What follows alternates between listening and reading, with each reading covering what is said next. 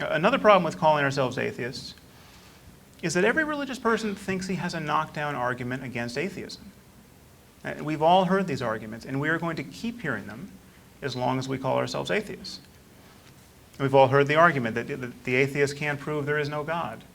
Or as Rick Warren put it when I debated him for Newsweek, a rational person like him doesn't have enough faith to be an atheist. Because the idea that the universe could be created without a creator is the most extravagant faith claim of all. Now, as Richard just pointed out, these arguments are travesties if they're used to defend any specific conception of God. And we all know what to do in this situation. We have Russell's teapot, we have the thousands of dead gods, and now we have a flying spaghetti monster, the non-existence of which can't be proven, and yet the existence of which is a belief in which is acknowledged to be ridiculous by anyone. The problem is we have to keep having the same argument over and over again. So too with the greatest crimes of the 20th century argument. How many times are we going to have to counter the charge that Hitler, Stalin, and Pol Pot represent the end game of atheism? I got news for you. This meme is not going away. I argued against it in The End of Faith, and it was immediately thrown up at me in reviews of the book as though I had never mentioned it. So I mentioned it again in the afterword to the paperback of The End of Faith, and this did no good whatsoever. So then I brought it up again. At the risk of boring all of you, I brought it up again in Letter to a Christian Nation. And Richard did the same in The God Delusion. And Christopher took a mighty whack at it in God Is Not Great. I think this argument will be with us for as long as we call ourselves atheists. And it really convinces people. It really convinces liberals and moderates.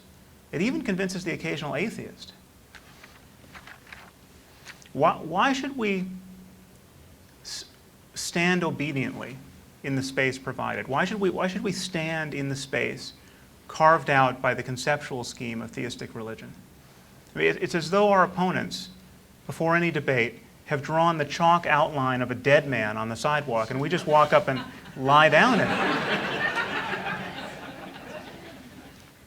Instead of doing this, think about what would happen if we simply used words like reason and evidence. Now, what is the argument against reason? It's true that certain people will bite the bullet here and say that reason is itself a problem and the Enlightenment is a failed project, but the truth is very few people are comfortable admitting to being enemies of reason, even among fundamentalists. I would say especially among fundamentalists. They imagine themselves to be champions of reason. They think they have very good reasons for believing in God. Nobody wants to believe things on bad evidence. The desire to know what is actually going on in the world is very difficult to argue with. And insofar as we represent merely that desire, we become difficult to argue with. And this desire is not reducible to an interest group.